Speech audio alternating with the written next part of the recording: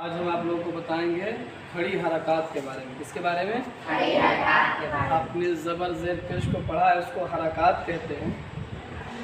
और ये आज खड़ी हरकत का बयान आप लोग पढ़ेंगे। आप लोगों ने किताब में अभी देखा होगा, इस तरीके से बना होगा खड़ी हरकत।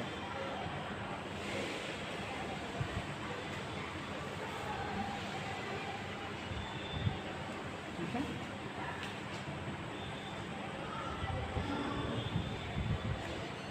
इसको क्या बोलेंगे? ये खड़ा ज़बर है। क्या है? और ये है खड़ा ज़ेर। ठीक है, खड़ी ज़ेर नहीं बोलेंगे, खड़ा ज़ेर बोलेंगे। ज़ेर भी मुज़क्कर ही इस्तेमाल होता है। ठीक है, और ये है उल्टा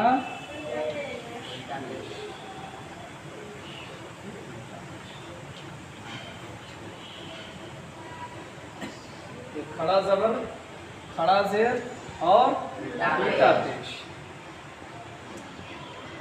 आप इसके बारे में पहले जानेंगे। हर्फों में लिखा रहता है, हर्फ के ऊपर बना रहता है। जैसे आपने देखा शीन खड़ा ज़बर, शीन खड़ा ज़बर शा, इस तरीके से बना रहता है। सा उल्टा पेश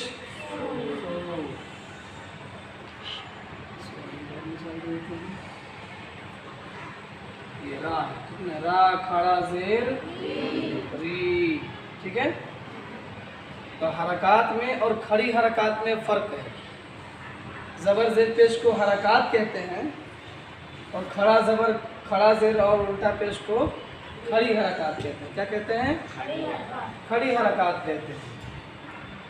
जिस तरीके से आपने हुरूफ़ मद्दा को पढ़ा है कि खींच कर पढ़ा जाता है हुरूफ़ मद्दा को, उसी तरीके से खड़ी हरकत को भी एक अलिफ यानी दो हरकत के बराबर खींच करके पढ़ेंगे। ठीक है, तो जब हम अदा करेंगे, यहाँ पर शीन लिखा हुआ है, शीन के ऊपर खड़ा ज़बर है कि नहीं है? बना हुआ है, तो हम पढ़ेंगे शीन खड़ा ज़बर शा। जैसे हम पढ़ते हैं कि शीन अलिफ ज़बर शा, उसी तरीके से पढ़ेंगे शीन खड़ा ज़बर शा। वजह ये है कि जो खड़ा ज़बर है ना, ये अलिफ मद्दा के कायम मकाम होता है। किसके कायम मकाम होता है? अलिफ मद्दा के कायम मकाम होता है। कायम मकाम का मतलब ये होता है कि जब वो ना हो तो उसकी जगह पर कोई दूसरा उसी का काम करता है, उसे कायम मकाम कहते हैं। क्या कहते हैं? उसे कायम मकाम कहते हैं। जैसे यहाँ पर अलिफ मद्दा नहीं लिखा हुआ है, अब अलिफ मद्दा नहीं है, लेकिन यहाँ पर खड़ा ज़बर है, तो ये खड़ा ज़बर अलिफ मद्दा का काम कर रहा है। किसका काम कर रहा है? अलिफ मद्दा का काम कर रहा है। यानी अलिफ मद्दा को जब हम खींच करके पढ़ते हैं, उसी तरीके से खड़ा ज़बर, खड़ा ज़ेर और उल्टा पेश को भी खींच कर पढ़ेंगे।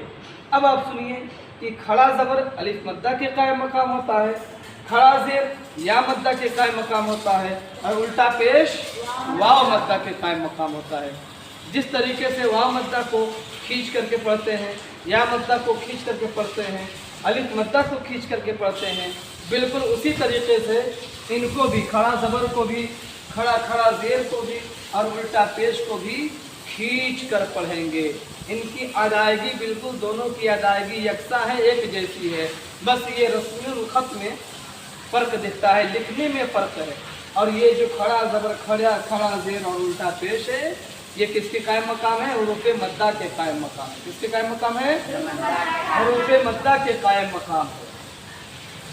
और ये खड़ा होता है, ये भी खड़ा है, ये उल्टा है। इस तरीके से इनको खड़ी हरकत बोलते हैं। क्या बोलते हैं? खड़ी हरकत बोलते हैं। ठीक है, ज़बर को या खड़ा ज़ेर को, उल्टा पेश को जब पढ़ेंगे तो उसको हुरूफ़ मद्दा की तरह उसकी अदायगी जो उसी तरीके से यहाँ पढ़ेंगे। सा उल्टा पेश, यहाँ भी लिख देंगे जीम उल्टा पेश जो। जिस तरीके से वाव मद्दा को खींच कर पढ़ते हैं, उसी तरीके से यहाँ उल्टा पेश को भी खींच करके पढ़ेंगे, क्योंकि जो उल्टा पेश है ये वाव मद्दा के कायम मकाम होता है।